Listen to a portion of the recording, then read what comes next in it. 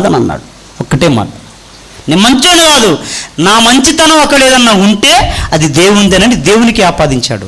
దీనివల్ల మనకు పాఠం ఏంటిదనంటే, హృదయము ఘోరమైన వ్యాధి కలిగింది. ఎప్పుడు కూడా మనకు మనమే నీతిమంతులుగా తీర్చుకోకూడదు.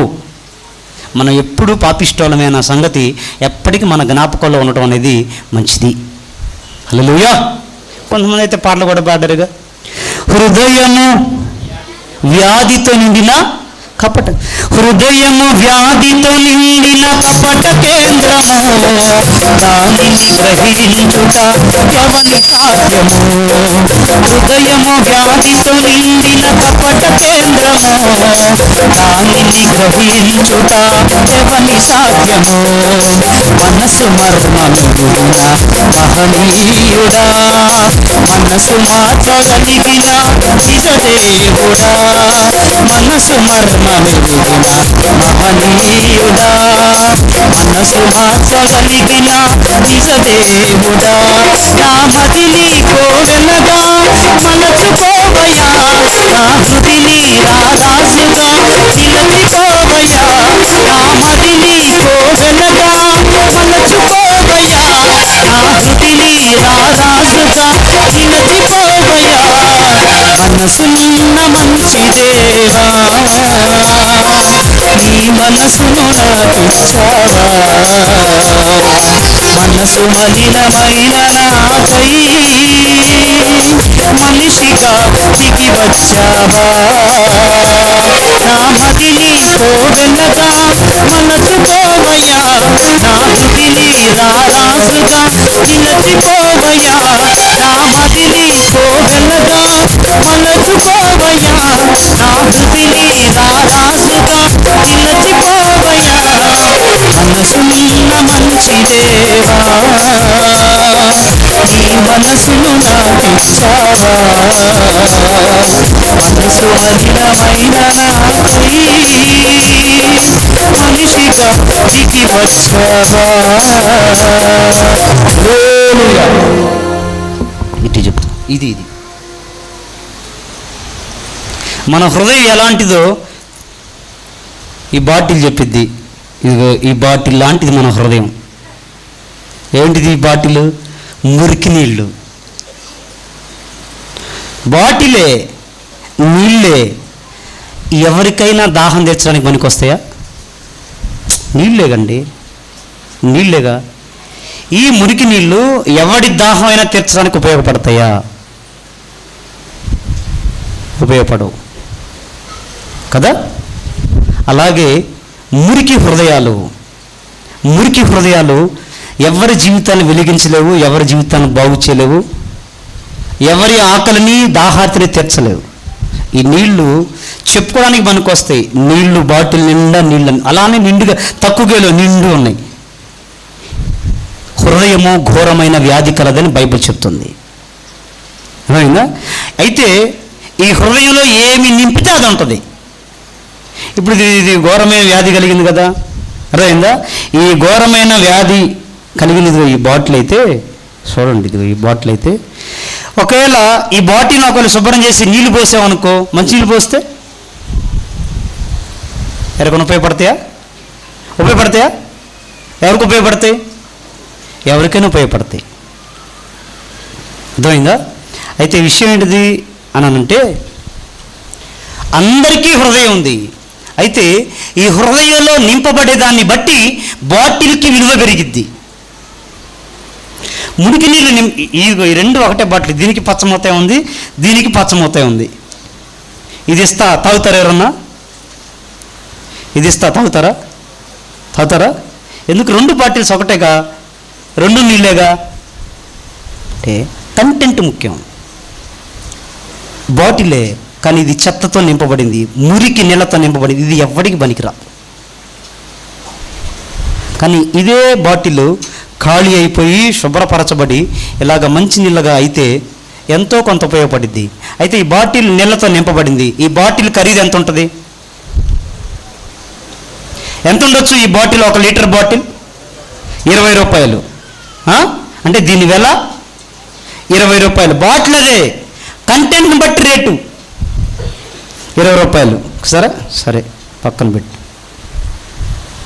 సరే, ఇదే బాటిల్లో ఒకవేళ మజ్జిగ నింపితే తాగుతారా? ఎంత ఉంటుంది ఈ బాటిల్లో? లీటర్ మజ్జిగ ఎంత ఉంటాయి? ఒక 30 రూపాయలు ఉంటాయా? సరే, 35, సరే 50 రూపాయలు అనుకుందాం. 50 రూపాయలు ఎవరికైనా ఉపయోగపడతాయి? ఉపయోగపడతాయి. 3 ఒకటే బాటిల్స్. ఒకవేళ దీంట్లో జ్యూస్ నింపితే అది కూడా కదా, కలర్ఫుల్గా ఉంది కదా. బాటిల్స్ అన్నీ ఒకటే. మురికి నీళ్ళు నింపితే ఎవడికి పనికిరాలా. మంచినీళ్ళు నింపితే 20 రూపాయలు విలువ కలిగినవి, ఎంతో కొంత ఉపయోగపడ్డాయి. మజ్జిగ నింపితే కొంచెం రేటు పెరిగింది, ఉపయోగపడతాయి. జ్యూస్ నింపితే ఉపయోగపడితే ఇంకొంచెం రేటు పెరిగింది. అర్థమైందా? ఒకవేళ ఇదే బాటిల్కి బంగారం నింపితే, బంగారం నింపితే అసలు బాటిల్ ఇక్కడ ఎందుకు ఉండిద్ది? ఉండిద్దా? ఇది బంగారం అని నేను చెప్పే లోపల ఇది కనీసం కలకూరులోనో అద్దెకులోనో ఉంటుంది ఈ బాటిల్. ఎందుకు మరి? లీటర్ కదా, కరిగించి పోస్తే కనీసం కేజీలు. సరే, లీటరు అని అంటే కేజీకి కొద్దిగా తక్కువ. సరే, 900 గ్రాములు వేసుకో. 900 గ్రాములు బంగారం అంటే నా చేతిలో వండుతారా మీరు? వండుతారా? ఎందుకు ఉంటుంది అసలు? నేను అంటాను, బాటిల్ ఒకటే. బాటిల్లో ఎలాంటి మార్పు లేదు, కానీ నిండే కంటెంట్ని బట్టి వాటికి విలువ కదా. మోషే, నీ హృదయము ఘోరమైన వ్యాధి కలిగింది. ఘోరమైన వ్యాధి కలిగింది నీ హృదయం, అర్థమైంది నాకు. కానీ నేను శుభ్రపరుస్తా. మళ్ళీ తీసి పెట్టినప్పుడు మామూలుగా అయిపోయింది, నేను శుభ్రపరుస్తా. అయితే ఇది మొదలుకొని నువ్వు నన్ను కలిగి బ్రతుకు అంటే కంటెంట్ని బట్టి విలువ. మురికి నీళ్ళు వేస్ట్, మంచినీళ్ళు 20 రూపాయలు, మజ్జిగ 50 రూపాయలు, జ్యూస్ 100 రూపాయలు. ఒకవేళ దీంట్లోనే గనక బంగారం నింపితే కోట్ల రూపాయలు. బాటిల్ అదే, కానీ నింపే దాన్ని బట్టి విలువ. అలాగే మరి 1 కోటి రూపాయలు విలువ చేసే బంగారమే ఈ బాటిల్లో ఉండేది విలువైందైతే, అంతకన్నా విలువైనది జీవం కలిగిన దేవుని వాక్యం. హల్లెలూయా కాదా? అంతకన్నా విలువైన జీవం కలిగిన దేవుని వాక్యం. అయితే ఈ హృదయాన్ని దేంతో నింపుతున్నారు చాలామంది మనుషులు? ఇలాగ మురికితో నింపుతున్నారండి. చెత్తతో నింపబడిన హృదయాలకు విలువ ఉండదు. సెల్ ఫోన్ చూసి, టీవీలు చూసి సెల్ ఫోన్ ఇంక పెట్టిందే పెట్టి, బాత్రూంలోకి సెల్ ఫోనే, బెడ్రూమ్లో పడుకున్నా సెల్ ఫోన్, నిద్ర లేస్తే సెల్ ఫోన్, ఎక్కడ సెల్ ఫోన్ వాడటం తప్ప నేను అనట్లా. కానీ అవి చూసి ఈ హృదయంలోనికి చెత్త మొత్తం నింపేస్తున్నారు తప్ప వాక్యం నింపుతున్నారా? నేను చెప్పనా, సెల్ ఫోన్కి ఇచ్చే సమయంలో కనీసం సగమైనా గనక వాక్యానికి ఇవ్వగలిగితే ఈ హృదయము ఫుల్గా వాక్యంతో నింపబడిద్ది. బైబిల్ చెప్తుంది, నీ హృదయంలో నుండి జీవధారలు బయలువెళ్ళను గనుక అన్నింటికంటే ముఖ్యంగా నీ హృదయమును భద్రముగా కాపాడుకో. ఇదే హృదయంలో చెత్త ఉందని మోషేకి దేవుడు చూపించాడు. కానీ అదే దేవుడు చెప్తున్నాడు, హృదయంలో నుంచే జీవధారలు బయటికి వెళ్తాయి. కాబట్టి అన్నింటికంటే ముఖ్యముగా నీ హృదయాన్ని భద్రంగా కాపాడుకో. లేఖనం చెప్తుంది. సామెతల గ్రంథము 4వ అధ్యాయము 23వ వచనం ఒకసారి చదవండి గట్టిగాను. నీ హృదయములో నుండి జీవధారలు బయలుదేరును, కాబట్టి అన్నింటికంటే ముఖ్యముగా నీ హృదయమును భద్రముగా కాపాడుకొనుము. చాలు, అన్నింటికంటే ముఖ్యంగా నీ హృదయాన్ని భద్రముగా కాపాడుకో కదా. చాలామంది చెత్త నింపుకొని ఆ చెత్తనే వ్యక్తపరిచే వాళ్ళు ఉన్నారు. చెత్త ఎప్పటికీ జీవాన్ని ఇవ్వలేదు. అయితే గుర్తుపెట్టుకోనండి, నువ్వు కానీ నీ హృదయాన్ని జీవంతో నింపుకుంటే, ఆ జీవాన్ని కనుక నువ్వు మళ్ళీ బయటికి ప్రవహింపజేయగలిగితే, అది ఏ రూపంలో ఉన్నా ఎక్కడున్నా ఖచ్చితంగా జీవితాలు వెలిగించబడతాయి. హల్లెలూయా. ఇప్పుడు కొంతమంది సినిమా పాటలతో నింపుతూ ఉంటారు. సినిమా పాటలు ఏమన్నా బతికించగలుగుతాయా? కానీ అదే హృదయంలో నుంచి దేవుని పాటలు పాడు, నీకు కూడా తెలియకుండానే జీవితాలు ఆదరించబడతాయి. దేవునికి స్తోత్రం కలుగును గాక. మారుతుంది నీ జీవితము, వేదన చెందకుమా. మరచిపోడు నిన్ను యేసయ్యా మాటే నన్ను సుమా, మారుతుంది నీ జీవితము వేదన చెందకుమా. మరచిపోదు నిన్ను యేసయ్యా మాటే నన్ను సుమా, మోసే భారం నువ్వు చేసే త్యాగం, మోసే భారం నువ్వు చేసే త్యాగం, ఎదురీతలన్నీ ఎదపోతలన్నీ ఎదురీతలన్నీ ఎదపోతలన్నీ చూసెను నా దైవం చేయునులే సాయం, చూసెను నా దైవం చేయునులే సాయం. మారుతుంది నీ జీవితము వేదన చెందకుమా, మరువబోడు నిన్ను యేసయ్యా మాటే నన్ను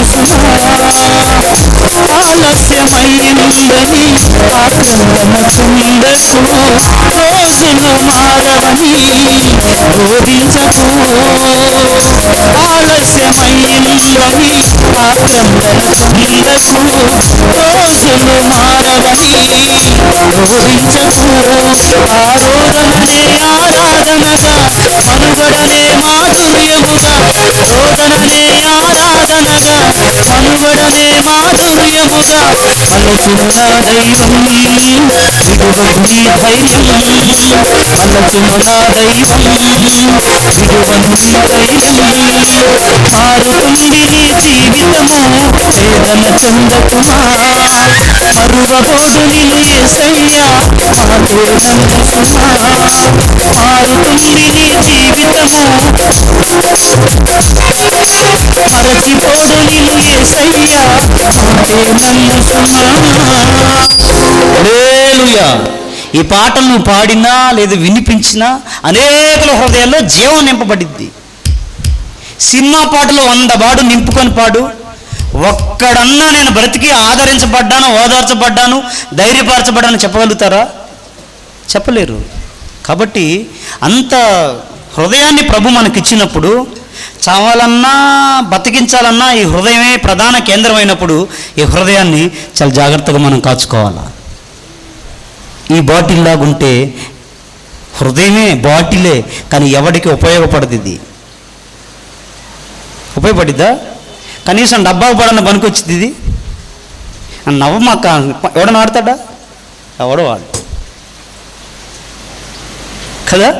అంటే నింపబడే దాన్ని బట్టి బాటిల్ అదే కంటెంట్. నువ్వు ఎంత నింపుకుంటే జీవం, దేవుని వాక్యం, దైవ సంబంధించిన దేవుని ఆత్మ నువ్వు ఎంతగా నింపబడితే అంతగా అంతగా అంతగా నీ నుంచి ప్రవాహం బయలువెళ్ళేటట్టు దేవుడు కృపనిస్తాడు. దేవునికి స్తోత్రం కలుగును గాక. భారతదేశంలో నదులు ఉన్నాయా? ఉన్నాయా లేవా? ఉన్నాయా? కృష్ణా నది ఉందా? ఉంది. ఆ కృష్ణా నది ద్వారా ఎన్నో పంటలు పండుతాయి, ఎన్నో పశువులు బ్రతుకుతాయి, ఎన్నో జీవరాశులు బ్రతుకుతున్నాయి. అయితే ఆ కృష్ణ నదికి జన్మస్థలం అనేది ఒకటి ఉంది. ఉందా లేదా? ఉంది. గోదావరి నది ఉంది. గోదావరి నది ద్వారా కూడా కొన్ని వేల హెక్టార్లలో పంటలు పండుతాయి. వేలాది పట్టణాలు, వందలాది పట్టణాలు ఉన్నాయి. ఆ నీళ్లు తాగి బ్రతికే ఉన్న వేలాది మంది ప్రజలు, లక్షలాది మంది ప్రజలు దాహార్తి తీర్చబడుతుంది. అయితే గోదావరికి కూడా పుట్టుక జన్మస్థలం అనేది ఒకటి ఉంది. అర్థమైందా? ఈ హృదయంలో నుంచి జీవజలధారలు బయలుదేరాలి. ఈ హృదయంలో నుంచే అనేకుల దాహార్తి తీర్చబడి నువ్వు అనేకులకు ఆశీర్వాదకరంగా ఉండాలి అనంటే ఈ హృదయానికి జీవజల ప్రవాహం ప్రవహించేదానికి ఒక పుట్టుక ఉంది. ఆ పుట్టుక మరేదేదో కాదు, జీవము కలిగిన దేవుని పాదాల చెంతను కూర్చుంటే నీ హృదయంలో నుంచి జీవజలధారల బయలుదేరినట్లు నా దేవుడు చేస్తాడు. హల్లెలూయా. కూర్చోవడం అంటే అది ప్రార్థన అయినా కావచ్చు, లేదా వాక్యం చదవటమైనా కూడా కావచ్చు. ఎవరి దాకా ఎందుకు, నేనే ఎన్నోసార్లు కొన్ని పాటల ద్వారా ఆదరించబడ్డాను. నిజం. సినిమా పాటలు నన్ను ఆదరించలా. నేను గతంలో కూడా చెప్పాను, మళ్ళా చెప్తాను, సందర్భం వచ్చింది కాబట్టి.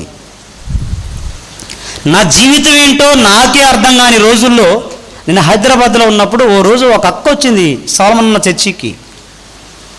అయ్యా సోలమన్ ఉన్నాడా? సాల్మన్ ఉన్నాడా అనుకుంటూ వచ్చింది ఆమె. సాల్మన్ అని పేరు పెట్టి పిలిచింది, ఎవరేమా అన్న అన్నదేంది అని మనసులో కోపం వచ్చింది నాకు. మరి అన్న అనాలి కదా. సాల్మన్ ఉన్నాడా అనుకుంటూ వచ్చింది. ఎవర్రా ఏమో, నేను ఎప్పుడు చూడలేదేమని. అప్పటికే 2 ఏళ్ళు అయింది నేను ఆ సంఘంలో ఉండబట్టి, ఎప్పుడు చూడలేదు నేను ఆమెని.